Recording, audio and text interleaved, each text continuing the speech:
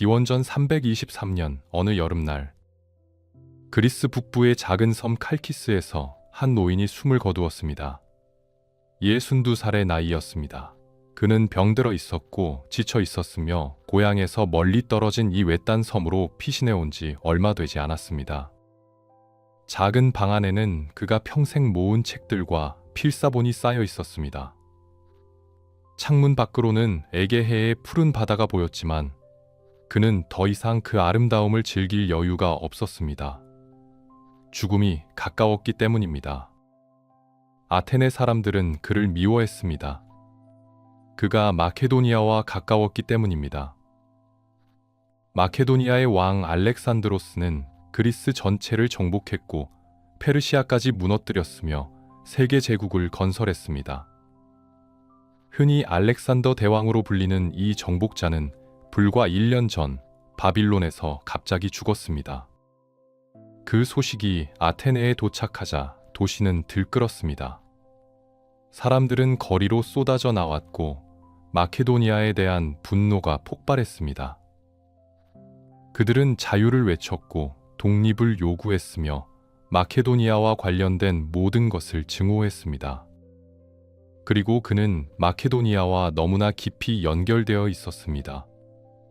그는 알렉산드로스의 스승이었습니다. 어린 왕자에게 철학과 과학을 가르친 사람이었습니다.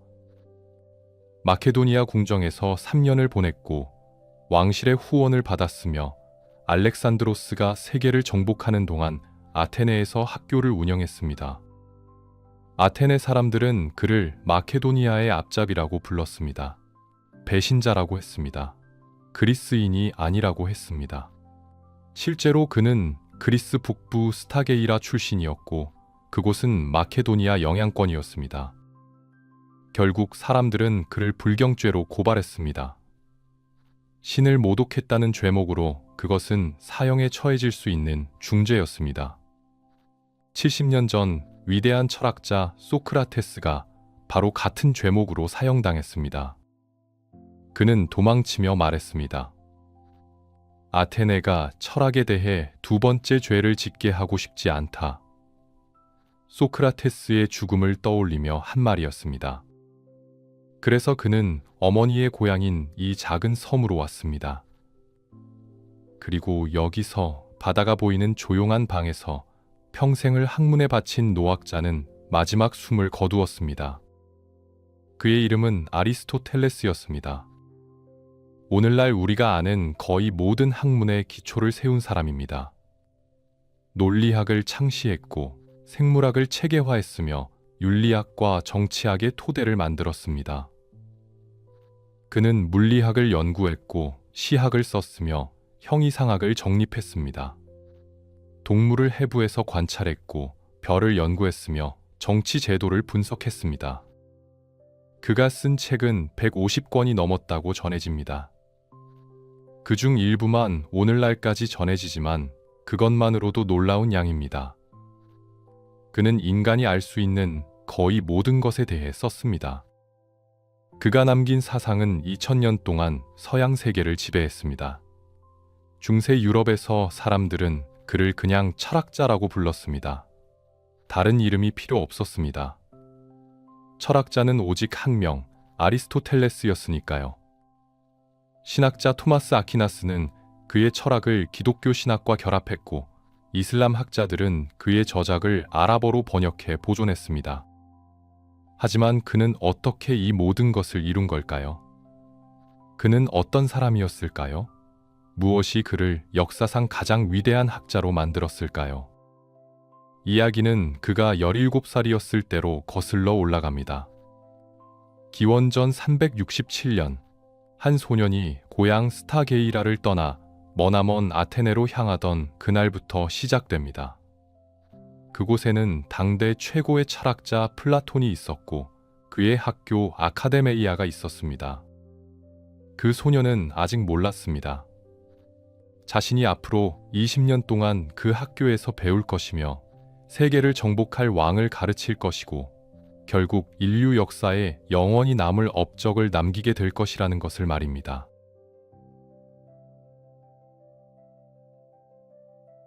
기원전 367년 봄. 17살의 아리스토텔레스는 고향 스타게이라를 떠나 아테네로 향했습니다. 긴 여정이었습니다.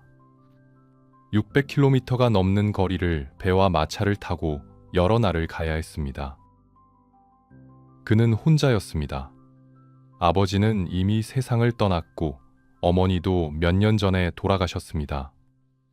보호자였던 삼촌 프록세노스가 그를 아테네로 보낸 것입니다. 아테네에는 세계 최고의 학교가 있었고 거기서 최고의 철학자 플라톤이 가르치고 있었습니다. 아리스토텔레스는 의사의 아들이었습니다. 그의 아버지 니코마코스는 마케도니아 왕의 주치의였고 덕분에 그는 궁정에서 자랐습니다. 어릴 때부터 책을 가까이 했고 자연을 관찰하는 법을 배웠으며 질문하는 것을 두려워하지 않았습니다. 하지만 아테네는 달랐습니다. 고향의 작은 도시와는 비교할 수 없을 만큼 거대하고 복잡했으며 사람들로 붐볐습니다. 시장에서는 온갖 물건이 거래되었고 광장에서는 사람들이 정치를 논했으며 극장에서는 비극과 희극이 공연되었습니다. 아리스토텔레스는 아카데메이아를 찾아갔습니다. 플라톤이 세운 학교였습니다. 도시 외곽의 숲속에 자리 잡고 있었는데 조용하고 평화로운 곳이었습니다. 건물들이 나무 사이에 흩어져 있었고 학생들이 산책로를 걸으며 토론하고 있었습니다. 입구에는 이런 글귀가 새겨져 있었습니다. 기하학을 모르는 자는 들어오지 말라. 플라톤은 수학을 중요하게 여겼습니다. 그는 수학이 진리로 가는 길이라고 믿었습니다. 아리스토텔레스는 들어갔습니다. 그리고 플라톤을 만났습니다. 플라톤은 60살이었습니다. 키가 크고 어깨가 넓었으며 젊었을 때는 레슬링 선수였다고 했습니다. 그의 눈은 날카로웠지만 따뜻했고 말투는 부드러웠지만 확신에 차 있었습니다. 플라톤은 아리스토텔레스를 받아들였습니다. 그 소년의 눈빛에서 무언가를 본 것 같았습니다.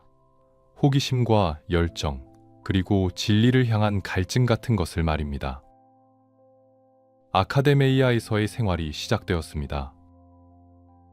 학생들은 아침 일찍 일어나 체육을 했습니다. 플라톤은 몸과 마음이 함께 건강해야 한다고 믿었습니다. 달리기를 하고 레슬링을 하며 때로는 수영도 했습니다. 아리스토텔레스는 운동을 그다지 좋아하지 않았지만 규칙을 따랐습니다. 점심 후에는 강의가 있었습니다. 플라톤이 직접 가르치기도 했고 다른 선생들이 맡기도 했습니다. 기하학, 천문학, 음악, 수사학을 배웠습니다. 하지만 가장 중요한 것은 철학이었습니다. 플라톤은 이데아에 대해 가르쳤습니다. 그는 말했습니다. 우리가 보는 세계는 진짜가 아니라고 했습니다. 우리가 보는 것은 그림자일 뿐이고 진짜 실제는 이데아의 세계에 있다고 했습니다. 예를 들어 우리는 아름다운 꽃을 봅니다. 하지만 그 꽃은 언젠가 시들고 죽습니다. 진짜 아름다움은 꽃 안에 있는 것이 아니라 영원하고 변하지 않는 아름다움 그 자체라는 이데아에 있다는 것이었습니다. 플라톤은 동굴의 비유를 들어 설명했습니다. 사람들이 동굴 안에 갇혀 있다고 상상해 보라고 했습니다. 그들은 벽에 비친 그림자만 볼 수 있습니다. 그들은 그 그림자가 진짜라고 믿습니다. 하지만 누군가 동굴 밖으로 나가면 진짜 세계를 보게 됩니다. 태양의 빛을, 실제 사물들을, 진리를 보게 되는 것입니다. 철학자는 동굴에서 나온 사람이라고 플라톤은 말했습니다. 그림자가 아닌 진리를 보는 사람, 이데아의 세계를 아는 사람이 바로 철학자라는 것입니다. 아리스토텔레스는 경청했습니다. 하지만 그는 질문하기 시작했습니다. 선생님, 만약 진짜 세계가 이데아의 세계라면 우리가 사는 이 세계는 무엇입니까? 이 세계는 전혀 중요하지 않은 것입니까? 선생님, 이데아와 현실 세계는 어떻게 연결되어 있습니까? 이데아가 어떻게 이 세계에 영향을 미칩니까? 선생님, 우리는 어떻게 이데아를 알 수 있습니까? 감각으로는 알 수 없다면 무엇으로 압니까? 플라톤은 미소 지으며 대답했습니다. 하지만 아리스토텔레스는 만족하지 못했습니다. 그는 계속 질문했고, 계속 생각했으며 계속 의심했습니다. 다른 학생들은 플라톤의 말을 그대로 받아들였습니다. 스승의 가르침을 외우고 반복하며 그대로 믿었습니다. 하지만 아리스토텔레스는 달랐습니다. 그는 모든 것을 직접 확인하고 싶어 했고, 모든 것을 다시 생각하고 싶어 했으며, 자신만의 답을 찾고 싶어 했습니다. 저녁이 되면 학생들은 함께 식사를 하며 토론했습니다. 정의란 무엇인가, 용기란 무엇인가, 좋은 삶이란 무엇인가를 논했습니다. 아리스토텔레스는 이런 토론을 좋아했습니다. 논쟁하고 반박하며 새로운 생각을 시험해 볼 수 있었기 때문입니다. 플라톤은 이 17살 소년을 주목하기 시작했습니다. 그의 날카로운 질문들을, 끊임없는 호기심을, 그리고 무엇보다 독립적으로 사고하는 능력을 보았습니다. 어느 날 플라톤은 다른 선생들에게 말했습니다. 저 소년을 보라. 그는 우리 학교의 정신이다. 질문하고 탐구하며 진리를 찾는 것 말이다. 그러면서 덧붙였습니다. 하지만 언젠가 그는 나와 다른 길을 갈 것이다. 그리고 그것이 맞다. 제자는 스승을 뛰어넘어야 하니까. 아리스토텔레스는 아카데메이아에 머물렀습니다. 1년이 지나고 2년이 지나고 3년이 지났습니다. 그는 플라톤 밑에서 배웠고 성장했으며 철학자가 되어갔습니다. 하지만 그의 마음속에는 의문들이 쌓여갔습니다. 플라톤의 이데아론에 대한 의문, 현실 세계를 무시하는 것에 대한 불만, 그리고 자신만의 철학을 만들고 싶다는 열망이 점점 커져갔습니다. 이야기는 이제 시작일 뿐이었습니다. 아리스토텔레스는 앞으로 20년 가까이 이곳에 머물 것이고, 플라톤과 함께하면서도 점점 더 자신만의 길을 찾아갈 것입니다.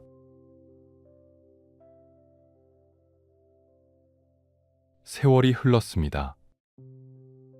아리스토텔레스는 아카데메이아에서 20년 가까이 머물렀습니다. 17살 소녀는 37살의 성숙한 학자가 되었습니다.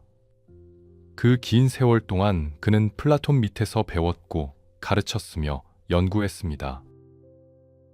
처음 몇 년은 학생이었습니다. 플라톤의 강의를 듣고 책을 읽으며 다른 학생들과 토론했습니다. 그는 뛰어난 학생이었습니다. 논리적으로 생각했고 명확하게 말했으며 복잡한 문제를 단순하게 정리하는 능력이 있었습니다. 플라톤은 그를 아꼈습니다. 우리 학교의 정신이라고 불렀고 학교의 두뇌라고도 했습니다. 다른 학생들이 수업 시간에 졸 때도 아리스토텔레스는 깨어 있었고, 다른 학생들이 표면적인 질문을 할 때 그는 핵심을 파고들었습니다. 하지만 시간이 지나면서 두 사람 사이에는 미묘한 긴장이 생기기 시작했습니다. 아리스토텔레스는 플라톤의 이데아론을 받아들일 수 없었습니다. 플라톤은 현실 세계를 그림자라고 했지만 아리스토텔레스는 이 세계가 진짜라고 믿었습니다. 우리가 만지고 보고 느끼는 이 세계가 연구할 가치가 있는 진짜 세계라고 생각했습니다. 플라톤은 수학과 추상적 사고를 중요하게 여겼습니다. 하지만 아리스토텔레스는 관찰과 경험을 더 중요하게 여겼습니다. 그는 나가서 실제 사물들을 보고 만지며 연구하고 싶어 했습니다. 식물을 관찰하고 동물을 해부하며 자연의 작동 방식을 이해하고 싶어 했습니다. 어느 날 강의 후 두 사람은 산책을 했습니다. 플라톤이 말했습니다. 아리스토텔레스, 너는 왜 그렇게 현실 세계에 집착하느냐? 진짜 지식은 이데아를 아는 것이다. 변하지 않는 영원한 진리를 아는 것이지, 끊임없이 변하는 이 세계의 사물들을 아는 것이 아니다. 아리스토텔레스는 대답했습니다. 선생님, 하지만 우리가 사는 것은 이 세계입니다. 우리가 숨쉬고 먹고 사랑하는 것은 이 세계에서입니다. 이데아의 세계가 아무리 완벽하다 해도 우리가 그곳에 갈 수 없다면 무슨 의미가 있습니까? 플라톤은 한숨을 쉬었습니다.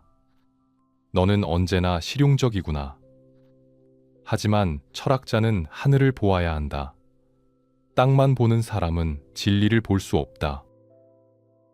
하지만 선생님, 아리스토텔레스가 말했습니다. 하늘만 보는 사람은 발밑의 구덩이에 빠집니다. 우리는 하늘과 땅을 함께 보아야 하지 않을까요? 플라톤은 웃었습니다.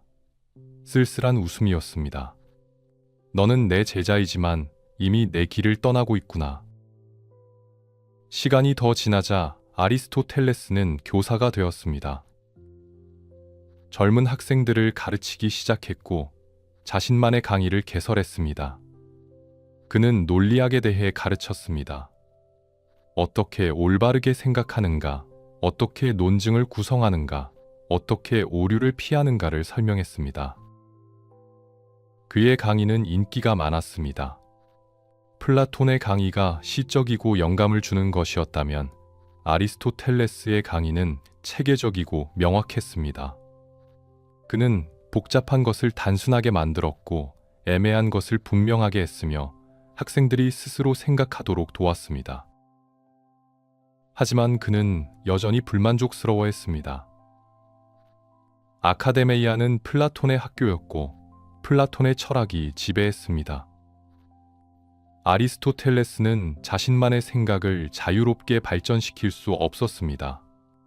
그는 플라톤을 존경했지만 동시에 그의 그림자에서 벗어나고 싶었습니다. 그 시절 아리스토텔레스는 많은 것을 배웠습니다. 플라톤으로부터 철학의 방법을 배웠고 질문하는 법을 배웠으며 진리를 사랑하는 마음을 배웠습니다.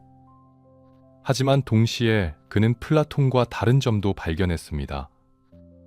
자신은 추상적 이론보다 구체적 현실에 관심이 있다는 것을, 수학보다 생물학에 더 끌린다는 것을, 이데아보다 실제 사물의 본질을 알고 싶다는 것을 깨달았습니다.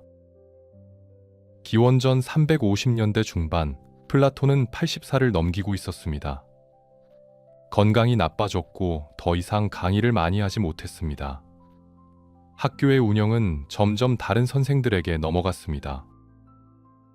아리스토텔레스는 35살이었습니다. 이미 학교에서 가장 뛰어난 학자 중 한 명이었습니다. 많은 사람들이 플라톤 다음 학장은 아리스토텔레스가 될 것이라고 생각했습니다. 그는 가장 오래 머물렀고 가장 많이 배웠으며 가장 뛰어난 사상가였으니까요. 하지만 아리스토텔레스 자신은 확신이 없었습니다. 그는 이 학교를 이끌고 싶었지만 동시에 두려웠습니다. 플라톤의 학교를 플라톤과 다른 방향으로 이끌 수 있을까? 학생들과 다른 선생들이 그것을 받아들일까? 플라톤의 유산을 지키면서도 자신만의 철학을 발전시킬 수 있을까? 그리고 기원전 347년 봄, 플라톤이 죽었습니다. 80살의 나이였습니다. 그는 조용히 평화롭게 잠들었습니다. 아테네 전체가 슬픔에 잠겼고 아카데메이아는 깊은 애도에 빠졌습니다. 아리스토텔레스는 스승의 죽음 앞에서 울었습니다. 20년 동안 함께했던 사람이었습니다. 때로는 의견이 달랐고 때로는 논쟁했지만 그는 플라톤을 진심으로 사랑하고 존경했습니다. 장례식이 끝나고 학교는 새로운 학장을 선출해야 했습니다.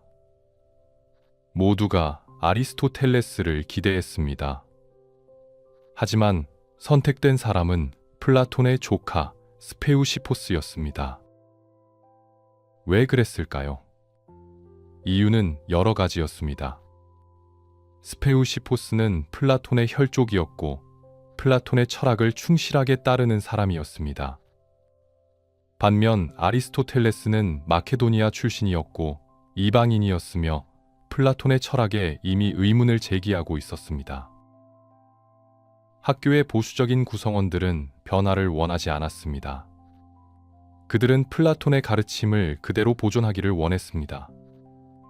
아리스토텔레스는 너무 독립적이었고 너무 다른 생각을 가지고 있었으며 너무 위험했습니다. 아리스토텔레스는 배신감을 느꼈습니다. 20년을 바쳤는데 결국 이방인 취급을 받았습니다. 그는 결정을 내렸습니다. 그는 아테네를 떠나기로 했습니다. 어쩌면 이것이 운명이었을지도 모릅니다. 만약 그가 학장이 되었다면 그는 평생 플라톤의 그림자 속에 머물렀을 것입니다. 하지만 떠남으로써 그는 자유로워질 수 있었습니다. 자신만의 철학을, 자신만의 학교를, 자신만의 길을 찾을 수 있게 된 것입니다. 기원전 347년 여름, 37살의 아리스토텔레스는 아카데메이아를 떠났습니다. 그가 다시 아테네로 돌아오기까지는 12년이 걸릴 것입니다. 그 사이에 그는 세계를 정복할 왕을 만나게 될 것이고 자신의 철학을 완성하게 될 것입니다.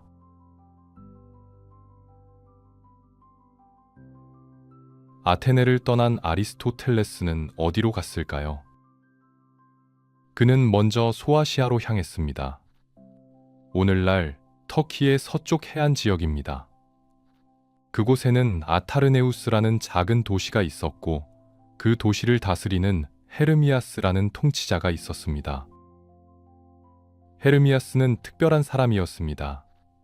원래는 노예였지만 자유를 얻었고 교육을 받았으며 결국 아타르네우스의 통치자가 되었습니다. 그는 철학을 사랑했고 플라톤의 제자였으며 자신의 궁정을 학자들의 집합소로 만들고 싶어 했습니다. 헤르미아스는 아리스토텔레스를 환영했습니다. 그에게 집을 제공했고 연구할 수 있는 환경을 만들어 주었으며 다른 학자들을 불러 모았습니다. 아리스토텔레스는 여기서 3년을 보냈습니다. 이곳에서 아리스토텔레스는 자유로웠습니다. 더 이상 플라톤의 그림자 속에 있지 않았고 자신이 원하는 것을 연구할 수 있었습니다. 그는 바다로 나가 해양 생물을 관찰했습니다. 물고기를 잡아서 해부했고 조개를 열어 내부 구조를 연구했으며 문어와 오징어의 놀라운 능력을 기록했습니다. 그는 발견했습니다.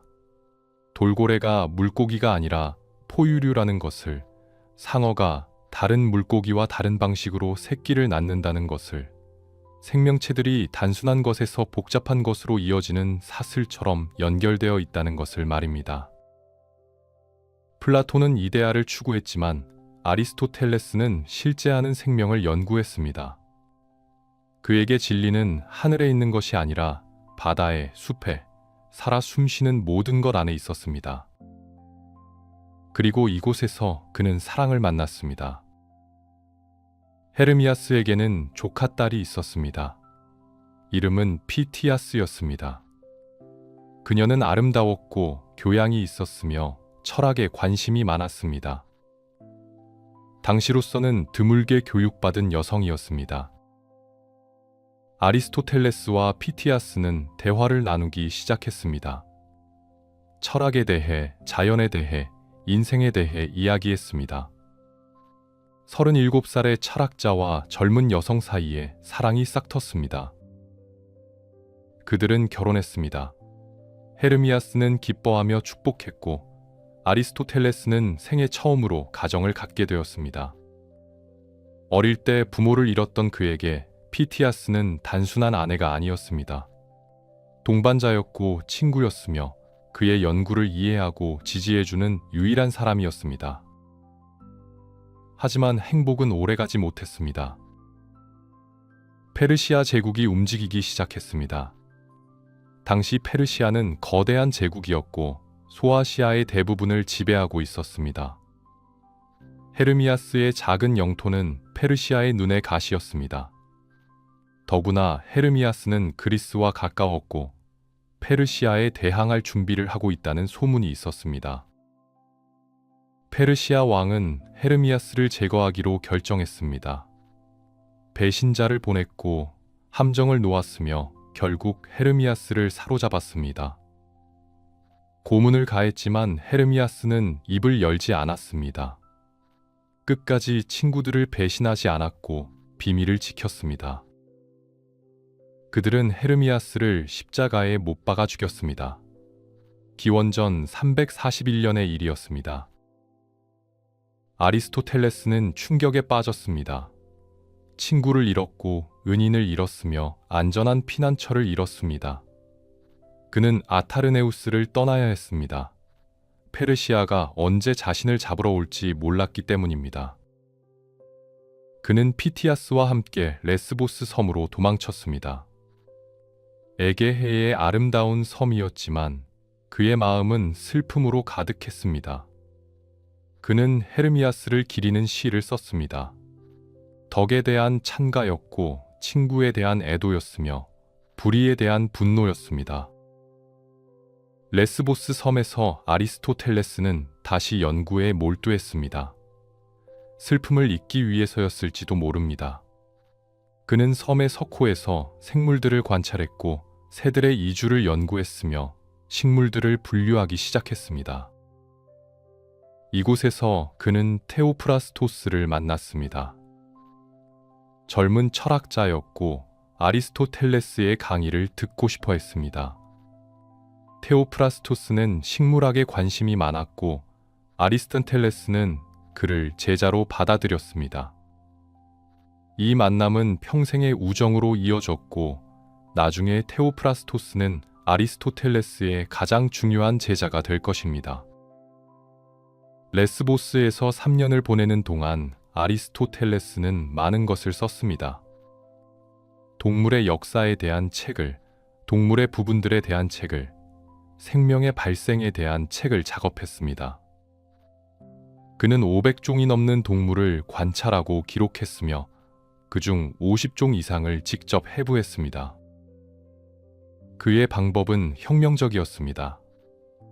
플라톤과 다른 철학자들은 책상에 앉아 생각만 했지만 아리스토텔레스는 밖으로 나가 직접 관찰했습니다. 그는 어부들과 이야기했고 목동들에게 물었으며 자신의 손으로 생명체를 만지고 연구했습니다. 그는 발견했습니다. 생명에는 목적이 있다는 것을, 모든 기관은 기능을 위해 존재한다는 것을, 자연은 헛된 일을 하지 않는다는 것을 말입니다. 심장은 피를 펌프질하기 위해 있고 날개는 날기 위해 있으며 눈은 보기 위해 있습니다. 형태는 기능을 따릅니다. 이것은 플라톤의 이데아론과 완전히 달랐습니다.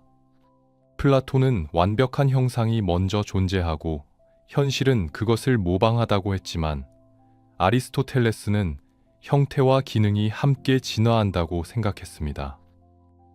자연은 살아있고 변하며 목적을 향해 나아갑니다. 이 시기에 딸이 태어났습니다. 아리스토텔레스와 피티아스의 딸이었고 그들은 아이의 이름을 어머니를 따라 피티아스라고 지었습니다. 아리스토텔레스는 아버지가 되었고 그것은 그에게 새로운 기쁨을 주었습니다. 하지만 운명은 또다시 그를 움직이게 만들 것입니다. 기원전 343년, 아리스토텔레스는 40살이 되었습니다. 그리고 그때 북쪽에서 편지가 한 통 도착했습니다.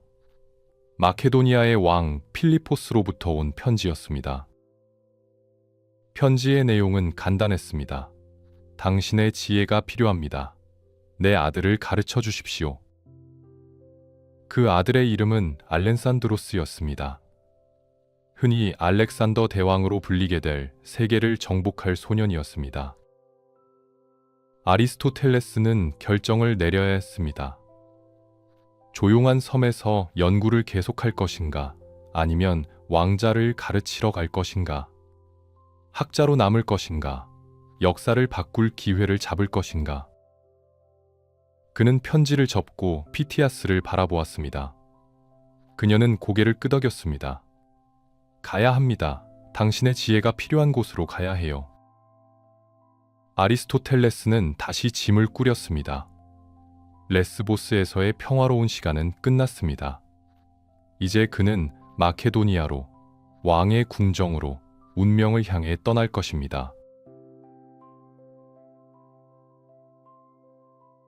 기원전 343년 여름, 아리스토텔레스는 마케도니아의 수도 펠라에 도착했습니다. 북쪽의 왕국이었고 그리스 사람들은 이곳을 야만의 땅이라고 여겼습니다. 하지만 아리스토텔레스에게는 낯선 곳이 아니었습니다. 그의 아버지가 이곳 궁정의 의사였고 그 자신도 어릴 때 이곳에서 자랐으니까요. 왕 필리포스가 그를 맞이했습니다. 필리포스는 강인한 사람이었습니다. 한쪽 눈을 전투에서 잃었고 다리를 절었지만 그의 의지는 강철보다 단단했습니다. 그는 마케도니아를 약소국에서 강대국으로 만든 사람이었고 이제 그리스 전체를 정복할 꿈을 꾸고 있었습니다. 필리포스는 말했습니다. 내 아들을 부탁하오. 그는 용맹하고 똑똑하지만 거칠고 제멋대로요. 그에게 필요한 것은 지혜요. 당신이 그것을 가르쳐 주시오. 아리스토텔레스는 왕자를 만났습니다. 알렉산드로스는 13살이었습니다. 금발의 파란 눈을 가진 소년이었고 키는 작았지만 에너지가 넘쳤습니다. 그의 눈빛은 불타올랐고 몸은 쉴 새 없이 움직였으며 질문이 끝없이 쏟아져 나왔습니다. 선생님은 누구십니까? 왜 제가 공부를 해야 합니까? 검과 창만 잘 다루면 되지 않습니까? 저는 전사가 될 것입니다. 아버지처럼, 아니 아버지보다 더 위대한 전사가 될 것입니다. 아리스토텔레스는 미소 지었습니다. 전사가 되려면 더욱 공부해야 하네. 힘만으로는 세계를 정복할 수 없지. 지혜가 필요하고 전략이 필요하며 사람을 이해하는 능력이 필요하네. 그럼 선생님이 그것을 가르쳐 주실 수 있습니까? 그러기 위해 여기 왔지. 필리포스는 아리스토텔레스를 위해 특별한 장소를 마련했습니다. 미에자라는 작은 마을에 있는 ним페움이었습니다. 림프의 신전이라는 뜻이었고 숲속에 조용하고 아름다운 곳이었습니다. 아리스토텔레스는 이곳에서 알렉산드로스와 그의 친구들을 가르쳤습니다. 학생들은 알렉산드로스뿐만이 아니었습니다. 그의 친구들도 함께 배웠습니다. 헤파이스티오는 알렉산드로스의 가장 친한 친구였고 프톨레마이오스는 나중에 이집트의 왕이 될 소년이었으며 카산드로스는 나중에 마케도니아의 왕이 될 것이었습니다.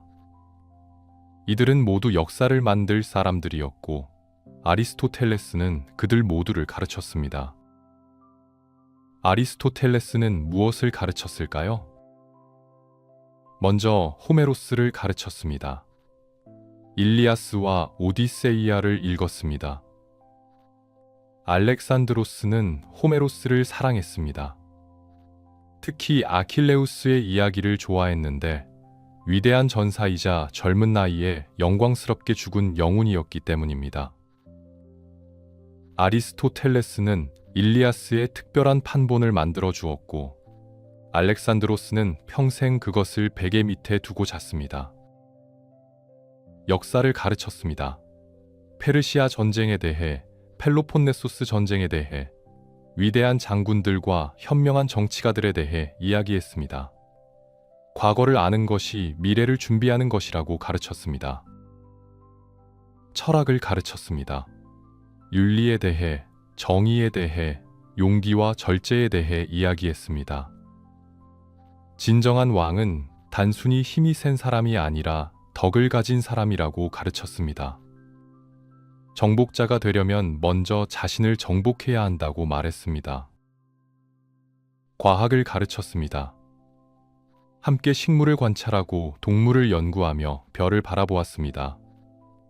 아리스토텔레스는 알렉산드로스에게 관찰하는 법을 가르쳤고 질문하는 법을 가르쳤으며 세상을 이해하는 법을 가르쳤습니다. 의학도 가르쳤습니다. 아리스토텔레스는 의사의 아들이었고 의학 지식이 풍부했습니다. 알렉산드로스는 이것을 좋아했습니다. 나중에 전쟁터에서 그는 종종 부상당한 병사들을 직접 치료했고 그때 아리스토텔레스에게서 배운 것을 사용했습니다. 정치학도 가르쳤습니다. 어떻게 나라를 다스려야 하는가, 어떻게 법을 만들어야 하는가, 어떻게 백성을 행복하게 해야 하는가를 논했습니다. 아리스토텔레스는 말했습니다. 왕의 목표는 정복이 아니라 백성의 행복이어야 하네. 정복은 수단일 뿐이지. 알렉산드로스는 열심히 배웠습니다. 그는 똑똑한 학생이었고 호기심이 많았으며 무엇이든 빨리 이해했습니다. 하지만 동시에 참을성이 없었고 야망이 컸으며 늘 더 큰 것을 꿈꿨습니다. 스승과 제자 사이에는 특별한 유대가 생겼습니다. 아리스토텔레스는 알렉산드로스를 아들처럼 아꼈고 알렉산드로스는 아리스토텔레스를 아버지 이상으로 존경했습니다. 나중에 알렉산드로스는 이렇게 말했습니다. 아버지는 나를 살게 해주셨지만 아리스토텔레스는 나에게 잘 사는 법을 가르쳐 주셨다. 3년이 흘렀습니다. 알렉산드로스는 16살이 되었고 이미 소년이 아니었습니다. 키가 자랐고 목소리가 굵어졌으며 전사의 기운이 넘쳤습니다. 필리포스는 그를 전쟁에 데려가기 시작했고 알렉산드로스는 전장에서 용맹을 보였습니다. 기원전 340년 필리포스가 비잔티움 원정을 떠나자 16살의 알렉산드로스가 마케도니아의 섭정이 되었습니다. 왕자가 아니라 왕의 권한을 가진 것입니다. 그는 반란을 진압했고 새로운 도시를 건설했으며 그 도시에 자신의 이름을 붙였습니다. 알렉산드로폴리스였습니다. 아리스토텔레스의 가르침은 끝나가고 있었습니다. 알렉산드로스는 더 이상 교실에 앉아 있을 수 없었습니다. 그의 운명이 그를 부르고 있었고 세계가 그를 기다리고 있었습니다. 기원전 338년 카이로네이아 전투가 벌어졌습니다. 필리포스가 이끄는 마케도니아 군대와 아테네 테베 연합군이 맞붙었습니다. 16살의 알렉산드로스는 마케도니아 기병대를 이끌었고 결정적인 순간에 적진을 돌파해 승리를 가져왔습니다. 이 전투로 필리포스는 그리스 전체의 패권을 잡았습니다. 아테네가 굴복했고 테베가 항복했으며 다른 도시 국가들도 무릎을 꿇었습니다. 필리포스는 이제 페르시아를 정복할 준비를 했습니다. 하지만 기원전 336년 비극이 일어났습니다. 필리포스가 암살당했습니다. 자신의 경호원에게 살해당한 것입니다. 이유는 명확하지 않았습니다. 개인적인 복수였을 수도 있고 정치적 음모였을 수도 있습니다. 어쨌든 왕은 죽었습니다. 20살의 알렉산드로스가 왕위에 올랐습니다. 아리스토텔레스는 이 모든 것을 지켜보았습니다. 13살 소년이 20살 왕이 되는 것을, 학생이 세계 정복자가 되어가는 것을 보았습니다. 그는 자랑스러웠지만 동시에 걱정했습니다. 알렉산드로스는 너무 야심이 컸고 너무 용감했으며 너무 무모했습니다. 알렉산드로스는 왕이 된 후 곧바로 반란을 진압했습니다. 북쪽의 부족들을 정복했고 테베를 파괴했으며 그리스 전체를 다시 복종시켰습니다. 그리고 기원전 334년 그는 페르시아 원정을 떠났습니다. 아리스토텔레스는 펠라에 남았습니다. 하지만 오래 머물지 않았습니다. 알렉산드로스가 떠난 후 그도 떠나기로 결정했습니다. 그에게는 아직 해야 할 일이 있었습니다. 자신만의 학교를 세우고 자신만의 철학을 완성하며 세상에 지식을 남기는 것이었습니다. 그는 어디로 갈까요? 아테네였습니다. 20년 전 떠났던 그 도시로 돌아가기로 했습니다. 이제 그는 더 이상 플라톤의 제자가 아니었습니다. 그 자신이 스승이었고 철학자였으며 세계 최고의 학자였습니다. 알렉산드로스는 동쪽으로 갔고 아리스토텔레스는 남쪽으로 향했습니다. 스승과 제자는 헤어졌지만 그들의 이름은 영원히 함께 기억될 것입니다. 기원전 335년 봄, 아리스토텔레스는 12년 만에 아테네로 돌아왔습니다. 48살이었습니다. 한때 17살 소년으로 이곳에 왔던 그는 이제 성숙한 철학자가 되어 돌아온 것입니다. 하지만 상황은 완전히 달라져 있었습니다. 아테네는 더 이상 자유로운 도시가 아니었습니다. 마케도니아가 그리스를 지배하고 있었고 아테네 사람들은 그것을 증오했습니다. 그들은 독립을 잃었고 자존심을 잃었으며 분노에 차 있었습니다. 아리스토텔레스는 마케도니아와 연결된 사람이었습니다. 알렉산드로스의 스승이었고 필리포스의 친구였으며 마케도니아 출신이었습니다. 아테네 사람들은 그를 경계의 눈으로 바라보았습니다. 더구나 그는 아카데메이아로 돌아갈 수 없었습니다.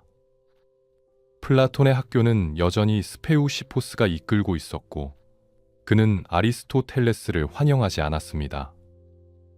20년 전의 상처는 아직 아물지 않았습니다. 아리스토텔레스는 새로운 길을 찾아야 했습니다. 그는 결정했습니다. 자신만의 학교를 세우기로 말입니다. 장소를 물색했습니다. 도시 동쪽에 리케이온이라는 곳이 있었습니다. 아폴론 리케이오스 신전이 있는 곳이었고 체육관과 넓은 정원이 딸려 있었습니다. 공공 땅이었지만 사용할 수 있었고 조용하고 평화로웠으며 학교로 쓰기에 완벽했습니다. 아리스토텔레스는 이곳에 학교를 열었습니다. 건물을 빌렸고 책을 모았으며 학생들을 모집했습니다. 그의 명성은 이미 널리 알려져 있었습니다. 알렉산드로스의 스승이었고 플라톤의 제자였으며 위대한 학자였으니까요. 학생들이 모여들기 시작했습니다. 테오프라스토스도 왔습니다. 레스보스 섬에서 함께 연구했던 그 제자였습니다. 이제 그는 아리스토텔레스의 가장 중요한 동료가 되었습니다. 함께 가르치고 함께 연구하며 함께 책을 썼습니다. 리케이온은 아카데메이아와 달랐습니다. 플라톤의 학교가 수학과 이데아를 중시했다면 아리스토텔레스의 학교는 관찰과 경험을 중시했습니다. 학생들은 책만 읽지 않았습니다. 밖으로 나가 식물을 채집했고 동물을 관찰했으며 하늘의 별을 기록했습니다. 아리스토텔레스는 독특한 교육 방식을 만들었습니다. 아침에는 심오한 철학을 가르쳤습니다. 형이상학, 논리학, 윤리학 같은 어려운 주제였고 진지한 학생들만 참여했습니다.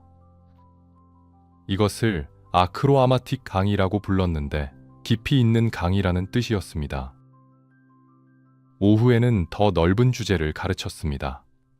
수사학, 정치학, 시학 같은 것들이었고 일반 청중도 들을 수 있었습니다. 이것을 엑소테릭 강의라고 불렀는데 대중적인 강의라는 뜻이었습니다. 하지만 가장 유명한 것은 그의 산책 강의였습니다. 아리스토텔레스는 정원의 산책로를 걸으며 가르쳤습니다. 학생들이 그를 따라 걸으며 듣고 질문하고 토론했습니다. 이 산책로를 페리파토스라고 불렀고 그래서 아리스토텔레스의 학파를 페리파토스 학파라고 부르게 되었습니다. 걸으며 철학학하는 학파라는 뜻입니다. 왜 걸으며 가르쳤을까요? 아리스토텔레스는 생각했습니다. 몸을 움직이면 마음도 활발해진다고, 걸으면 생각이 더 자유롭게 흐른다고 믿었습니다. 그리고 자연 속에서 걷는 것은 자연을 이해하는 데 도움이 된다고 생각했습니다. 리케이온에는 도서관이 있었습니다. 아리스토텔레스는 평생 책을 모았습니다. 고대 철학자들의 저작을, 과학서들을, 역사서들을, 시집들을 수집했습니다. 이것은 당시로서는 놀라운 일이었습니다. 개인이 이렇게 많은 책을 모은 것은 거의 처음이었습니다. 나중에 알렉산드로스도 도왔습니다. 그는 정복한 땅에서 희귀한 책들을 보내주었고 이국적인 식물과 동물 표본도 보내주었습니다. 인도에서 온 식물, 페르시아에서 온 동물, 이집트에서 온 파피루스 두루마리들이 니케이온에 도착했습니다. 아리스토텔레스는 박물관도 만들었습니다. 오늘날의 박물관과는 조금 달랐지만 본질은 같았습니다. 동물 표본, 식물 표본, 광물 수집품, 지도, 도표들을 모아 연구하고 전시했습니다. 학생들은 실제 사물을 보고 만지며 배울 수 있었습니다. 리케이온은 단순한 학교가 아니었습니다. 연구기관이었습니다. 아리스토텔레스와 그의 동료들은 체계적으로 지식을 모으고 정리하며 기록했습니다. 그들은 158개 도시 국가의 정치 제도를 조사했습니다. 각 도시의 헌법을, 법률을, 정치 체제를 연구하고 비교했습니다. 이것은 역사상 최초의 비교 정치학 연구였습니다. 동물들을 분류했습니다.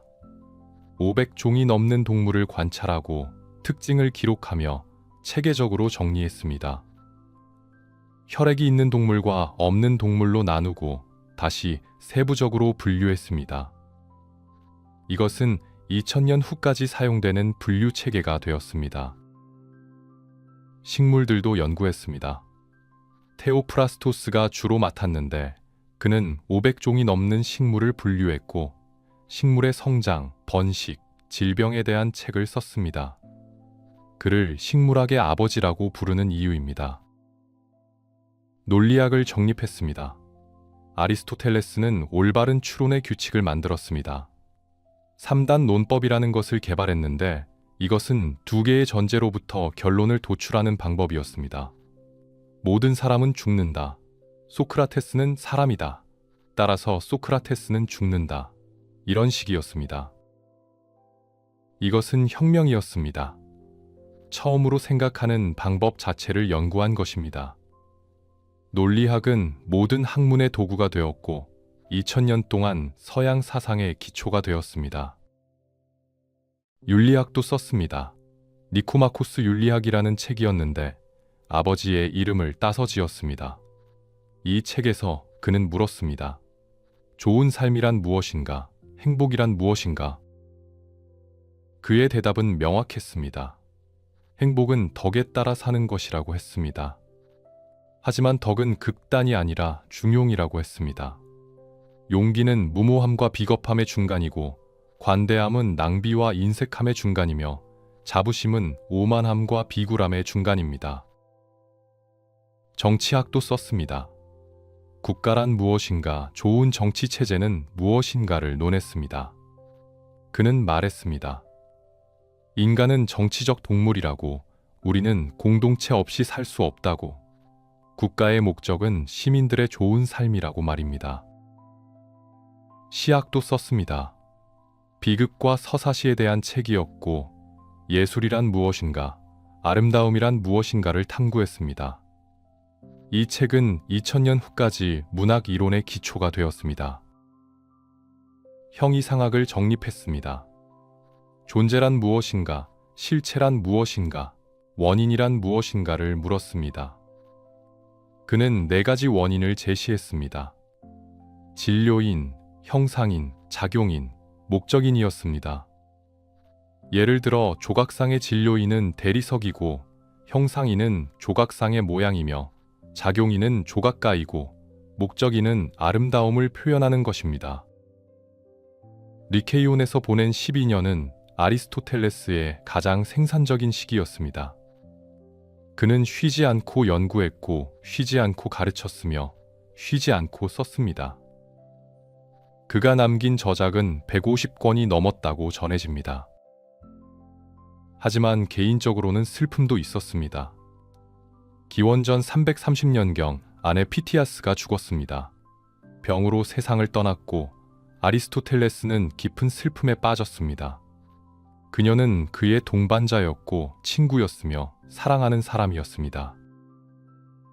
나중에 그는 헤르필리스라는 여성과 함께 살았습니다. 그녀와의 사이에서 아들 니코마코스가 태어났습니다. 아리스토텔레스는 이 아들을 사랑했고 그의 이름을 따서 유명한 윤리학 책의 제목을 지었습니다. 동쪽에서는 알렉산드로스가 세계를 정복하고 있었습니다. 페르시아를 무너뜨렸고 이집트를 점령했으며 인도까지 진군했습니다. 그의 제국은 지중해에서 인더스 강까지 뻗어 있었습니다. 스승과 제자는 멀리 떨어져 있었지만 여전히 연락을 주고받았습니다. 알렉산드로스는 희귀한 표본들을 보내주었고 아리스토텔레스는 조언을 보냈습니다. 하지만 점점 둘 사이에는 거리가 생기기 시작했습니다. 아리스토텔레스는 그리스인이었고 그리스 문화를 사랑했습니다. 하지만 알렉산드로스는 점점 더 페르시아 방식을 받아들였습니다. 페르시아 옷을 입었고 페르시아 의례를 따랐으며 자신을 신처럼 숭배하게 했습니다. 아리스토텔레스는 이것을 이해할 수 없었습니다. 그는 편지를 보냈습니다. 왕은 신이 아니네. 왕은 덕을 가진 인간이어야 하네. 하지만 알렉산드로스는 듣지 않았습니다. 기원전 327년 알렉산드로스의 조카이자 아리스토텔레스의 친척인 칼리스테네스가 처형되었습니다. 알렉산드로스를 암살하려 했다는 혐의였습니다. 진실은 불분명했지만 칼리스테네스는 죽었습니다. 아리스토텔레스는 충격을 받았습니다. 한때 자신의 학생이었던 알렉산드로스가 이렇게 변했다는 것에 슬펐습니다. 권력이 그를 바꿔놓았고 정복이 그를 오만하게 만들었으며 영광이 그를 미치게 만든 것 같았습니다. 하지만 리케이온에서의 일은 계속되었습니다. 학생들을 가르치고 책을 쓰며 지식을 축적했습니다. 아리스토텔레스는 알고 있었습니다. 제국은 무너질 수 있지만 지식은 영원하다는 것을 말입니다. 그리고 기원전 323년 여름, 동쪽에서 소식이 왔습니다. 알렉산드로스가 바빌론에서 죽었다는 소식이었습니다. 33세 나이였습니다. 열병으로 갑자기 쓰러져 죽었다고 했습니다. 세상이 뒤집혔습니다. 그리고 아리스토텔레스의 삶도 다시 한번 위기를 맞이하게 됩니다. 기원전 323년 여름, 알렉산드로스가 죽었다는 소식이 아테네에 도착했을 때 도시는 폭발했습니다. 사람들이 거리로 쏟아져 나왔고 환호성을 질렀으며 자유를 외쳤습니다. 폭군이 죽었고 억압자가 사라졌으며 이제 그리스는 다시 독립할 수 있었습니다. 하지만 아리스토텔레스에게 그것은 재앙의 시작이었습니다. 분노는 곧 알렉산드로스와 관련된 모든 사람을 향했습니다. 마케도니아 사람들, 마케도니아의 친구들, 마케도니아의 협력자들을 향한 증오가 타올랐습니다. 그리고 아리스토텔레스는 바로 그런 사람이었습니다. 사람들은 말했습니다. 저자는 알렉산드로스의 스승이었다. 폭군을 만든 사람이다. 그리스를 배신한 자다. 거리에서 그의 이름이 욕설로 외쳐졌고 벽에는 그를 비난하는 글귀가 적혔습니다. 위협이 구체화되기 시작했습니다. 누군가 그의 집에 돌을 던졌고 니케이온으로 가는 길에서 학생들이 습격당했습니다. 아테네의 반마케도니아 세력은 아리스토텔레스를 제거할 구실을 찾고 있었습니다. 그들은 찾아냈습니다. 불경죄였습니다. 75년 전 소크라테스가 같은 죄목으로 사형당했습니다. 24년 전 아리스토텔레스 자신이 같은 죄목으로 아테네를 떠나야 했습니다. 이제 역사가 반복되고 있었습니다. 고발 내용은 이랬습니다. 아리스토텔레스가 죽은 친구 헤르미아스를 기리는 찬가를 썼는데 그 찬가가 신에게만 바쳐야 할 것을 인간에게 바쳤다는 것입니다. 신성모독이라는 주장이었습니다. 물론 이것은 구실에 불과했습니다. 진짜 이유는 그가 마케도니아와 가까웠다는 것이었고 알렉산드로스를 가르쳤다는 것이었으며 이방인이라는 것이었습니다. 불경죄는 단지 법적인 포장이었을 뿐입니다. 아리스토텔레스는 알고 있었습니다. 재판을 받으면 유죄 판결을 받을 것이고 유죄가 되면 사형당할 것이라는 것을 말입니다. 아테네 사람들은 그의 죽음을 원했고 법정은 그것을 정당화해 줄 것이었습니다. 그는 결정을 내렸습니다. 떠나기로 했습니다. 떠나기 전 그는 학생들에게 말했습니다. 나는 아테네가 철학에 대해 두 번째 죄를 짓게 하고 싶지 않다. 소크라테스의 죽음을 떠올리며 한 말이었습니다. 75년 전 소크라테스를 죽인 것이 첫 번째 죄였고 이제 자신을 죽이는 것이 두 번째 죄가 될 것이라는 뜻이었습니다. 테오프라스토스에게 학교를 맡겼습니다. 자네가 니케이온을 이끌어주게. 우리가 쌓은 지식을 지켜주고 학생들을 가르쳐주며 연구를 계속해주게. 테오프라스토스는 눈물을 흘리며 고개를 끄덕였습니다. 아리스토텔레스는 짐을 꾸렸습니다. 책 몇 권과 옷까지 그리고 평생 모은 연구 노트들을 챙겼습니다. 48살에 이곳에 왔던 그는 이제 62살의 노인이 되어 떠나는 것입니다. 어디로 갈까요? 칼키스였습니다. 에우보이아 섬의 작은 도시였고 어머니의 고향이었습니다. 그곳에는 어머니 쪽 친척들이 있었고 작은 집이 있었으며 아테네의 손이 닿지 않는 곳이었습니다. 기원전 323년 가을 아리스토텔레스는 아테네를 떠났습니다. 배를 타고 북쪽으로 향했고 몇 시간 후 칼키스에 도착했습니다. 평생 두 번째 망명이었습니다. 칼키스는 조용한 곳이었습니다. 작은 항구와 좁은 거리, 소박한 집들이 있었습니다. 아테네의 화려함이나 리케이온의 웅장함은 없었지만 평화가 있었습니다. 아리스토텔레스는 작은 집에 자리를 잡았습니다. 창문으로는 에우리포스 해협이 보였습니다. 조수가 하루에 4번씩 방향을 바꾸는 이상한 해협이었고 아리스토텔레스는 그것을 관찰하며 시간을 보냈습니다. 그는 외로웠습니다. 학생들도 없었고 동료들도 없었으며 도서관도 없었습니다. 평생을 학문에 바친 사람이 이제 책도 제대로 없는 작은 집에 갇혀 있었습니다. 건강도 나빠지기 시작했습니다. 위장병을 앓았고 걷기가 힘들어졌으며 숨쉬기도 어려워졌습니다. 62살은 당시로서는 상당한 고령이었고 평생의 과로가 몸에 쌓여 있었습니다. 하지만 그는 생각하기를 멈추지 않았습니다. 비록 더 이상 책을 쓸 수 없었지만 여전히 관찰하고 질문하며 이해하려 애썼습니다. 에우리포스 해협의 조수를 보며 자연의 신비를 생각했고 밤하늘의 별을 보며 우주의 질서를 생각했습니다. 어느 날 그는 말했다고 전해집니다. 에우리포스가 나를 붙잡을 수 없다면 내가 에우리포스를 붙잡겠다. 조수의 원리를 이해할 수 없다는 좌절을 표현한 말이었습니다.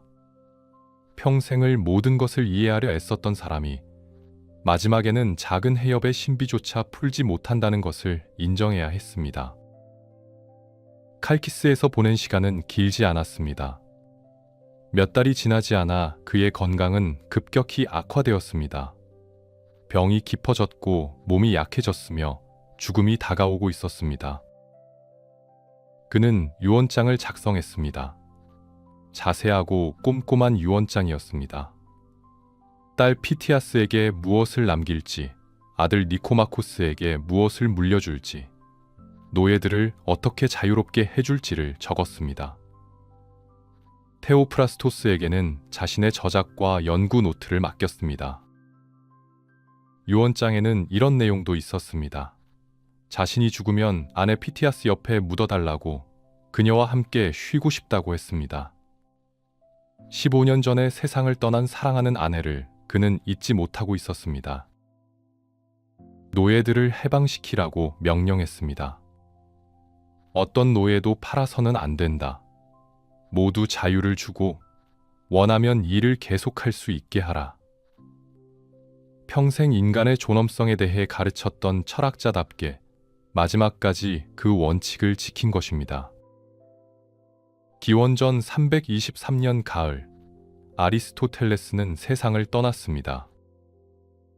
정확한 사인은 알려지지 않았습니다.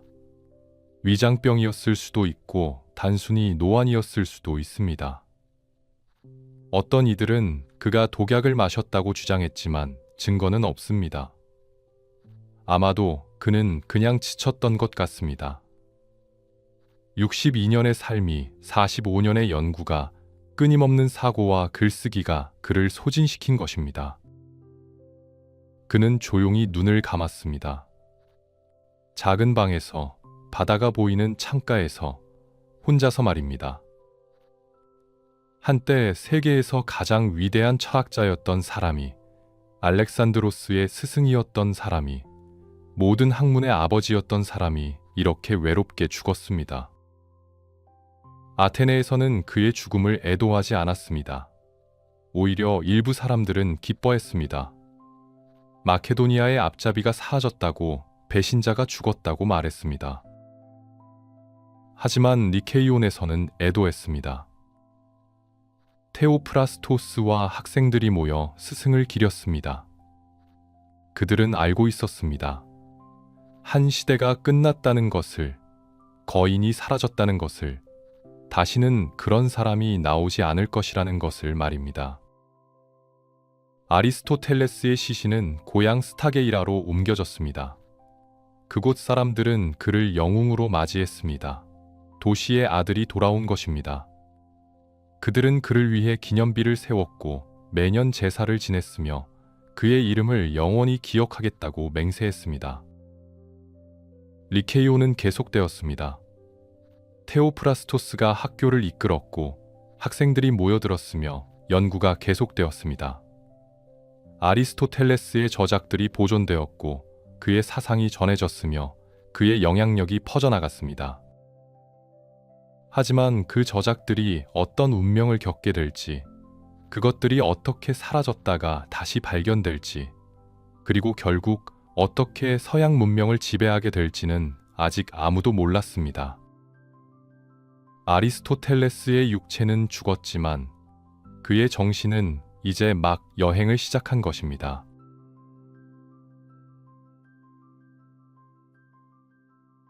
아리스토텔레스가 죽은 후 그의 저작들은 어떻게 되었을까요? 이것은 서양 문명사에서 가장 놀라운 이야기 중 하나입니다. 150권이 넘는 책을 쓴 사람의 저작이 거의 사라졌다가 300년 후에 다시 나타나고 그것이 1000년 동안 유럽을 지배하게 되는 이야기입니다. 아리스토텔레스는 테오프라스토스에게 모든 것을 물려주었습니다. 책들과 연구 노트, 강의록과 필사본들을 말입니다. 테오프라스토스는 충실한 제자였고 리케이온을 35년 동안 이끌었으며 스승의 유산을 소중히 지켰습니다. 하지만 테오프라스토스가 죽자 문제가 시작되었습니다. 기원전 288년, 그가 세상을 떠나면서 책들을 조카 넬레우스에게 물려주었습니다. 넬레우스는 소아시아의 스캡시스라는 작은 도시로 책들을 가져갔습니다. 왜 그랬을까요? 당시 이집트의 프톨레마이오스 왕조가 알렉산드리아에 거대한 도서관을 건설하고 있었습니다. 그들은 그리스의 모든 책을 수집하려 했고, 때로는 강제로 책을 빼앗기도 했습니다. 넬레우스는 아리스토텔레스의 소중한 저작들을 빼앗기고 싶지 않았던 것입니다. 그래서 그는 책들을 숨겼습니다. 스켑시스의 집 지하실에 깊이 묻었습니다. 축축하고 어두운 곳이었지만 안전했습니다. 아무도 찾을 수 없었으니까요. 하지만 그것은 재앙이었습니다. 넬레우스가 죽자 그의 후손들은 책의 가치를 몰랐습니다. 그들은 철학자가 아니었고 단지 유산을 물려받은 평범한 사람들이었습니다. 책들은 지하실에 방치되었고 세월이 흘렀으며 아무도 그것들을 돌보지 않았습니다. 200년이 지났습니다. 그 사이 세상은 변했습니다. 알렉산드로스의 제국은 무너졌고 그의 부하들이 나눠 가졌습니다. 이집트는 프톨레마이오스 왕조가, 시리아는 셀레우코스 왕조가, 마케도니아는 안티고노스 왕조가 지배했습니다. 그리스 철학도 변했습니다. 스토아 철학과 에피쿠로스 철학이 인기를 끌었고 플라톤의 이상주의가 다시 유행했습니다. 아리스토텔레스의 실용적이고 경험주의적인 철학은 잊혀졌습니다. 그의 책이 없었기 때문입니다. 니케이오는 여전히 존재했습니다.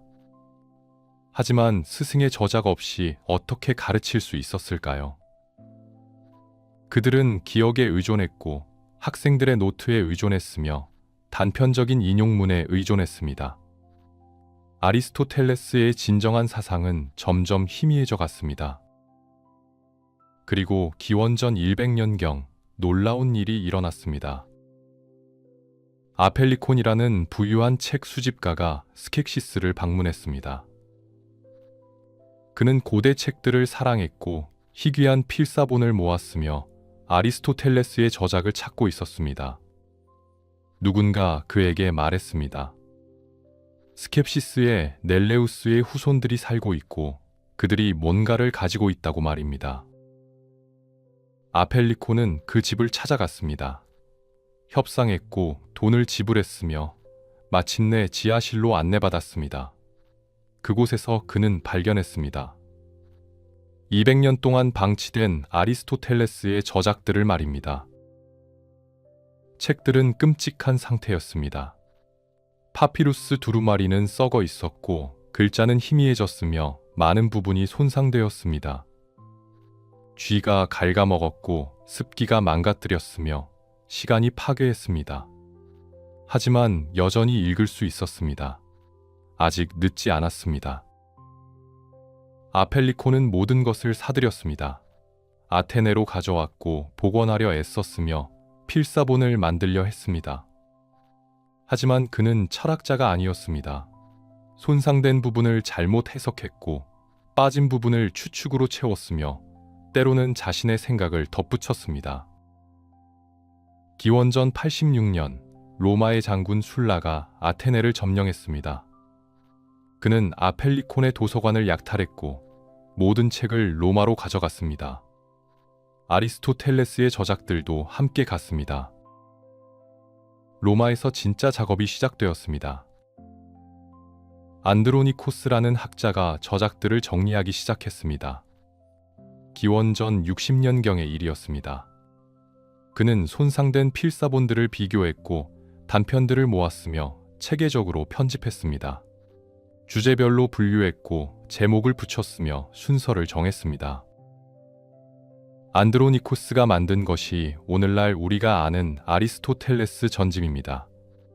형이상학, 자연학, 영혼론, 니코마코스 윤리학, 정치학, 시학. 이 모든 책들이 그의 손을 거쳤습니다. 하지만 이것들은 아리스토텔레스가 출판을 위해 쓴 책들이 아니었습니다. 이것들은 강의 노트였습니다. 학생들을 가르칠 때 사용한 메모였고 연구를 위한 초고였으며 생각을 정리한 기록이었습니다. 그래서 때로는 문장이 거칠고 때로는 논리가 뛰어넘으며 때로는 설명이 부족합니다. 아리스토텔레스가 일반 대중을 위해 쓴 책들은 어떻게 되었을까요? 대화편들, 아름다운 문체로 쓴 철학서들, 키케로가 칭찬했던 그 황금 같은 글들은 말입니다. 그것들은 모두 사라졌습니다. 영원히 잃어버린 것입니다. 우리에게 남은 것은 오직 강의 노트뿐입니다. 하지만 그 강의 노트들만으로도 충분했습니다. 로마 제국 시대에 아리스토텔레스는 다시 읽히기 시작했습니다. 학자들이 그의 논리학을 연구했고 철학자들이 그의 형이상학을 논했으며 정치가들이 그의 정치학을 인용했습니다. 그리고 300년대 기독교가 로마의 국교가 되자 상황이 복잡해졌습니다. 아리스토텔레스는 이교도 철학자였습니다. 그의 책들은 기독교 교리와 맞지 않는 부분이 많았습니다. 영혼은 불멸하지 않다고 했고 세계는 영원하다고 했으며 신은 인간에게 관심이 없다고 했습니다. 일부 기독교 사상가들은 그의 책을 금지하려 했습니다. 하지만 다른 이들은 그의 논리학과 과학이 너무 유용하다는 것을 알았습니다. 그래서 타협이 이루어졌습니다. 논리학과 자연학은 가르치되 형이상학과 신학적 부분은 조심스럽게 다루기로 한 것입니다. 500년대 서로마 제국이 멸망하면서 유럽은 암흑기에 빠졌습니다. 학교가 사라졌고 도서관이 파괴되었으며 그리스어를 아는 사람이 거의 없어졌습니다. 아리스토텔레스의 책들은 대부분 사라졌습니다. 하지만 동쪽에서는 살아남았습니다. 비잔티움 제국에서 그리스어는 여전히 사용되었고 아리스토텔레스의 책들은 보존되었습니다. 학자들이 필사본을 만들었고 주석을 달았으며 연구를 계속했습니다. 더 놀라운 것은 이슬람 세계였습니다. 800년대부터 아랍 학자들이 아리스토텔레스를 번역하기 시작했습니다. 그리스어에서 시리아어로, 시리아어에서 아랍어로 번역했습니다. 그들은 아리스토텔레스를 사랑했습니다. 그의 논리학, 그의 과학, 그의 철학 모두를 말입니다. 알킨디, 알파라비, 이븐 시나, 이븐 루시드. 위대한 이슬람 철학자들이 아리스토텔레스를 연구했고 주석을 달았으며 발전시켰습니다. 이븐 루시드는 너무 많은 주석을 써서 주석자라고 불렸습니다. 그리고 1200년대 십자군 전쟁과 무역을 통해 이 아랍어 번역본들이 유럽으로 돌아왔습니다. 스페인의 톨레도에서 번역 학교가 생겼고 학자들이 아랍어를 라틴어로 번역했습니다. 유럽은 아리스토텔레스를 재발견했습니다. 600년 동안 잃어버렸던 지식이 돌아온 것입니다. 대학들이 그의 책으로 가르치기 시작했고 학자들이 연구했으며 토론했습니다. 하지만 여전히 문제가 있었습니다. 아리스토텔레스의 일부 사상은 기독교와 충돌했습니다. 1210년과 1231년 파리 대학은 그의 자연학과 형이상학을 금지했습니다. 그러나 금지는 오래가지 못했습니다. 지식에 대한 갈망이 너무 컸기 때문입니다. 그리고 1250년대 한 사람이 해결책을 찾았습니다. 토마스 아퀴나스였습니다. 이탈리아의 수도사이자 천재 신학자였던 그는 대담한 시도를 했습니다. 아리스토텔레스를 기독교와 조화시키려 한 것입니다. 그는 말했습니다. 이성과 신앙은 모두 신에게서 왔으므로 서로 모순될 수 없다고. 아리스토텔레스의 철학은 신학의 기초가 돼 있다고 말입니다. 그는 방대한 저작 신학대전을 썼습니다. 이 책에서 그는 아리스토텔레스의 철학을 기독교 신학과 결합했습니다. 형이상학을 사용해 신의 존재를 증명하려 했고 윤리학을 사용해 기독교 도덕을 설명하려 했으며 정치학을 사용해 교회와 국가의 관계를 논했습니다. 처음에는 저항이 있었습니다. 1277년 일부 주교들이 토마스 아퀴나스의 가르침을 비난했습니다. 너무 아리스토텔레스적이라는 것이었습니다. 하지만 결국 토마스 아퀴나스가 승리했습니다.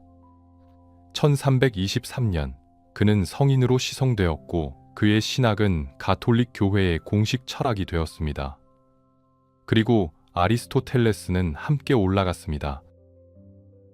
중세 후기 사람들은 아리스토텔레스를 그냥 철학자라고 불렀습니다. 다른 이름이 필요 없었습니다. 단테는 신곡에서 그를 아는 자들의 스승이라고 불렀습니다. 대학에서는 모든 학생이 아리스토텔레스를 배워야 했고 학자가 되려면 그의 책을 숙지해야 했습니다. 아리스토텔레스는 1400년 동안 죽어 있었습니다. 그의 책들은 지하실에 묻혀 있었고 그의 이름은 잊혀졌으며 그의 사상은 사라졌습니다. 하지만 그는 부활했습니다. 그리고 부활한 후 그는 1000년 동안 서양 세계를 지배했습니다. 모든 대학이, 모든 철학자가, 모든 과학자가 그의 그림자 아래에서 일했습니다. 칼키스의 작은 방에서 외롭게 죽은 노인이 이제 역사상 가장 영향력 있는 사상가가 된 것입니다. 하지만 이야기는 여기서 끝나지 않습니다. 1500년대 르네상스가 시작되면서 새로운 변화가 일어났습니다. 사람들은 다시 원전을 읽기 시작했습니다. 라틴어 번역이 아니라 그리스어 원본을 말입니다.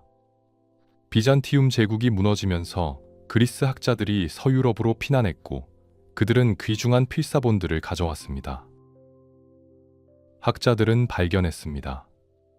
중세의 아리스토텔레스와 진짜 아리스토텔레스가 다르다는 것을 말입니다.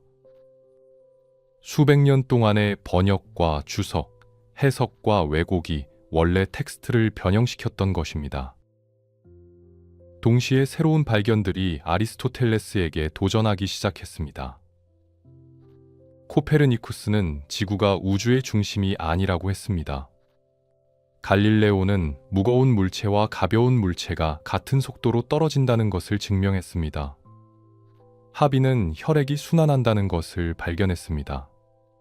이 모든 것이 아리스토텔레스의 주장과 달랐습니다. 1600년대 과학혁명이 일어났습니다. 뉴턴이 만유인력의 법칙을 발견했고 새로운 물리학이 탄생했으며 실험과 수학이 자연 철학의 도구가 되었습니다. 아리스토텔레스의 자연학은 시대에 뒤떨어진 것이 되었습니다. 프랜시스 베이컨은 신랄하게 비판했습니다. 아리스토텔레스는 자연을 자신의 철학에 맞추려 했다. 그것은 잘못된 것이다. 우리는 자연을 있는 그대로 관찰해야 한다. 데카르트도 말했습니다. 나는 모든 것을 의심하고 처음부터 다시 시작하겠다. 아리스토텔레스의 지배는 끝나는 것처럼 보였습니다. 2000년 동안 서양 사상을 지배했던 거인이 무너지는 것처럼 보였습니다. 하지만 그것은 완전한 몰락이 아니었습니다. 아리스토텔레스의 자연학은 낡았지만 그의 논리학은 여전히 유효했습니다. 3단 논법은 여전히 올바른 추론의 기준이었고 모순율과 배중률은 여전히 사고의 기본 법칙이었습니다. 1900년대까지도 모든 대학에서 아리스토텔레스의 논리학을 가르쳤습니다. 그의 윤리학도 살아남았습니다. 덕의 윤리, 중용의 원칙, 실천적 지혜의 중요성, 이것들은 여전히 도덕 철학의 중요한 주제였습니다. 20세기 후반 덕 윤리학이 다시 부활했을 때 철학자들은 아리스토텔레스로 돌아갔습니다. 정치학도 마찬가지였습니다. 인간은 정치적 동물이다라는 그의 통찰은 여전히 정치 사상의 기초였습니다. 헌법에 대한 그의 연구, 정치 체제에 대한 그의 분류는 현대 정치학에서도 참고되었습니다. 생물학에서는 더욱 놀라운 일이 일어났습니다. 1800년대 찰스 다윈이 종의 기원을 썼을 때 그는 아리스토텔레스의 관찰을 인용했습니다. 2300년 전의 관찰이 여전히 정확했던 것입니다. 다윈은 아리스토텔레스를 위대한 관찰자라고 불렀습니다. 20세기 생물학자들이 아리스토텔레스를 다시 읽었을 때 놀라운 것을 발견했습니다. 그가 돌고래를 포유류로 분류한 것, 상어의 독특한 번식 방법을 기록한 것, 생명체의 발생 과정을 관찰한 것, 이 모든 것이 현대 과학으로 확인되었습니다. 철학에서는 아리스토텔레스가 계속 중요한 대화 상대였습니다. 칸트는 그를 비판하면서도 범주론을 발전시켰고, 헤겔은 그의 변증법을 재해석했으며 하이데거는 그의 존재론을 연구했습니다. 20세기 중반 분석 철학이 등장했을 때 철학자들은 다시 아리스토텔레스의 논리학과 형이상학으로 돌아갔습니다.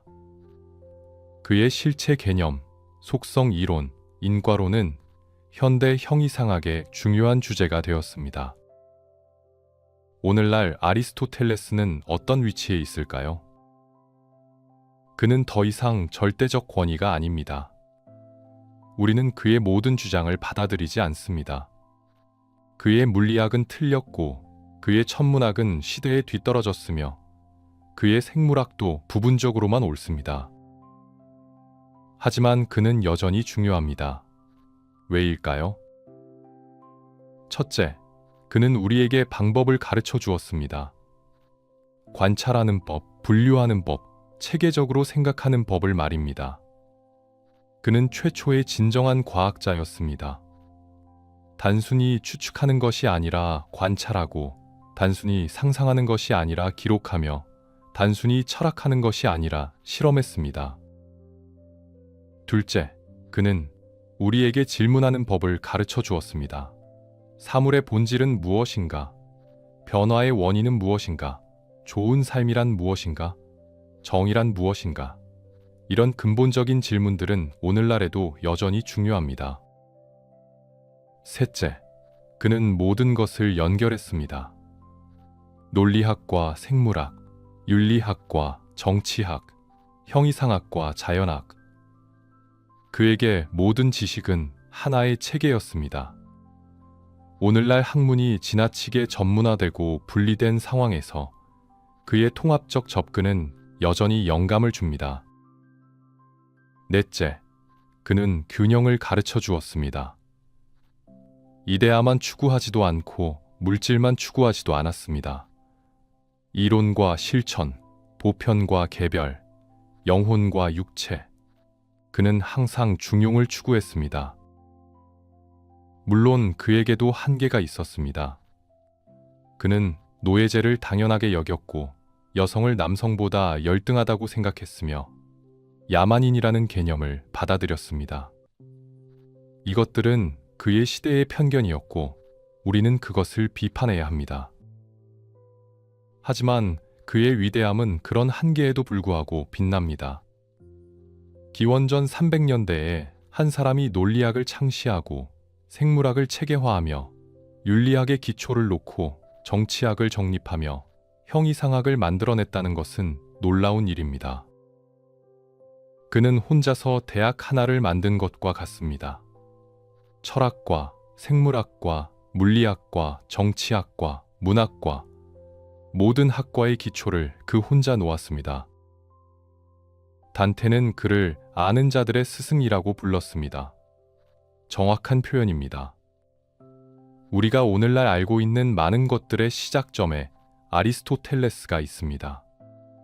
우리가 사용하는 용어들, 우리가 묻는 질문들, 우리가 생각하는 방식들 중 많은 것이 그로부터 왔습니다. 2400년 전 칼키스의 작은 방에서 한 노인이 죽었습니다. 그는 외로웠고 추방당했으며 고향에서 멀리 떨어져 있었습니다. 그의 죽음을 애도하는 사람은 많지 않았습니다. 하지만 그가 남긴 것은 죽지 않았습니다. 그의 생각은 필사본으로 전해졌고 번역되었으며 연구되었습니다. 천년 동안 지하실에 묻혀 있었지만 부활했고 천년 동안 서양을 지배했으며 오늘날까지도 여전히 우리와 대화합니다. 스승 플라톤은 이데아의 세계를 꿈꿨습니다.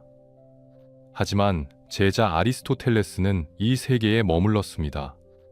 그는 발밑의 땅을, 하늘의 별을, 바다의 생명을, 인간의 영혼을 연구했습니다. 그리고 그것이 그를 불멸로 만들었습니다. 영원한 이데아를 추구한 플라톤보다 현실 세계를 연구한 아리스토텔레스가 더 오래 살아남은 것은 아이러니입니다. 아리스토텔레스는 말했습니다. 모든 인간은 본성적으로 알고자 한다. 그의 첫 번째 문장이자 마지막 메시지였습니다. 우리가 질문하고 탐구하며 이해하려는 한 아리스토텔레스는 우리와 함께 있을 것입니다. 17살 소년이 아테네에 도착한 지 2400년이 지났습니다. 하지만 그의 여정은 아직 끝나지 않았습니다. 어디선가 학생이 그의 책을 펼치고 학자가 그의 사상을 연구하며 철학자가 그의 질문과 씨름하고 있습니다. 그것이 진정한 불멸입니다. 육체는 죽지만 생각은 영원히 살아갑니다. 기원전 367년 어느 봄날 17살 소년이 작은 배에 올랐습니다. 고향 스타게이라를 떠나 아테네로 향하는 긴 여정이었습니다. 그는 무엇을 기대했을까요? 무엇을 꿈꿨을까요? 아마 그는 몰랐을 것입니다. 자신이 20년 동안 그곳에서 배울 것이며 세계를 정복할 왕을 가르칠 것이고 자신만의 학교를 세워 모든 학문의 기초를 놓을 것이라는 것을 말입니다. 그는 몰랐을 것입니다. 자신의 책들이 1000년 동안 지하실에 묻혀 있다가 부활할 것이며 2000년 동안 서양 문명을 지배할 것이고 2500년이 지난 후에도 여전히 읽힐 것이라는 것을 말입니다. 그는 단지 알고 싶었을 뿐입니다. 진리가 무엇인지, 세상이 어떻게 작동하는지, 좋은 삶이란 무엇인지 알고 싶었습니다. 그리고 그 호기심이 그를 불멸로 만들었습니다. 오늘날 우리는 아리스토텔레스와 아주 다른 세상에 살고 있습니다. 우리는 그가 틀렸다는 것을 압니다. 지구가 우주의 중심이 아니라는 것을, 무거운 물체가 더 빨리 떨어지지 않는다는 것을, 심장이 생각하는 기관이 아니라는 것을 압니다. 하지만 우리는 여전히 그의 질문을 묻습니다. 사물의 본질은 무엇인가? 변화의 원인은 무엇이가? 행복이란 무엇인가? 정의란 무엇인가? 우리는 여전히 그의 방법을 사용합니다. 관찰하고 분류하며 체계적으로 생각합니다. 가설을 세우고 증거를 모으며 결론을 도출합니다. 우리는 여전히 그의 용어를 사용합니다. 범주, 실체, 속성, 형상, 진료, 잠재태, 현실태. 이 모든 개념이 그에게서 왔습니다. 플라톤은 말했습니다. 철학자는 동굴에서 나와 태양을 보아야 한다고 했습니다. 이데아의 세계를, 영원한 진리를 보아야 한다고 했습니다. 하지만 아리스토텔레스는 동굴 안으로 다시 들어갔습니다. 그림자가 아니라 동굴 안의 실제를 연구하기 위해서였습니다. 그는 이 세계가, 우리가 사는 이 현실이 연구할 가치가 있다고 믿었습니다. 그리고 그것이 옳았습니다. 2500년 동안 과학은 아리스토텔레스의 길을 따라왔습니다. 현실을 관찰하고 현상을 기록하며 자연의 법칙을 찾는 것 말입니다. 칼키스의 작은 방에서 죽은 노인은 외로웠습니다. 추방당했고 오해받았으며 제대로 된 장례식도 받지 못했습니다. 당시 사람들은 그를 마케도니아의 앞잡이라고 불렀고 배신자라고 했으며 빨리 잊으려 했습니다. 하지만 역사는 다르게 기억했습니다. 오늘날 소크라테스를 고발했던 사람들의 이름은 아무도 기억하지 못합니다. 플라톤의 학교를 이어받은 스페우시포스를 아는 사람은 거의 없습니다. 아리스토텔레스를 추방한 아테네 정치인들은 완전히 잊혔습니다. 하지만 아리스토텔레스는 기억됩니다. 모든 대학에서, 모든 도서관에서, 모든 철학 수업에서 그의 이름이 언급됩니다. 이것이 우리에게 가르쳐주는 것은 무엇일까요? 권력은 일시적입니다. 알렉산드로스는 세계를 정복했지만 그의 제국은 그가 죽자마자 무너졌습니다. 로마 제국도 무너졌고 비잔티움 제국도 멸망했으며 수많은 왕조가 사라졌습니다. 하지만 지식은 영원합니다. 생각은 죽지 않습니다. 한 사람이 발견한 진리는 다음 세대로 전해지고 그 다음 세대로 이어지며 1000년 후에도 여전히 빛납니다. 아리스토텔레스는 우리에게 용기를 줍니다. 한 사람이 무엇을 이룰 수 있는지 보여줍니다. 재산도 없고 권력도 없으며 군대도 없는 한 사람이 오직 생각만으로 세상을 바꿀 수 있다는 것을 보여줍니다. 그는 우리에게 겸손도 가르쳐 줍니다. 그토록 위대한 사람도 틀렸다는 것을, 그토록 많이 알았던 사람도 더 많이 몰랐다는 것을 보여줍니다. 우리도 틀릴 수 있고, 우리도 배워야 하며, 우리도 질문을 멈추지 말아야 합니다. 그리고 그는 우리에게 희망을 줍니다. 인간이 이성적이라는 것을, 우리가 진리를 찾을 수 있다는 것을, 지식이 우리를 더 나은 사람으로 만들 수 있다는 것을 믿게 해줍니다. 모든 인간은 본성적으로 알고자 한다. 이것이 그의 첫 문장이었습니다. 형이상학의 첫 줄이었고 그의 철학 전체를 관통하는 믿음이었습니다. 우리는 알고 싶어 합니다. 호기심은 인간의 본성입니다. 아이가 왜? 라고 물을 때, 과학자가 실험을 할 때, 철학자가 생각할 때 우리는 아리스토텔레스의 유산을 이어가고 있는 것입니다. 기원전 322년에 죽은 한 사람이 오늘 우리와 대화합니다. 시간과 공간을 넘어, 문화와 언어를 넘어 2300년이 넘는 세월을 넘어 말을 겁니다. 그것이 철학의 힘입니다. 그것이 지식의 마법입니다. 그것이 인간 정신의 위대함입니다.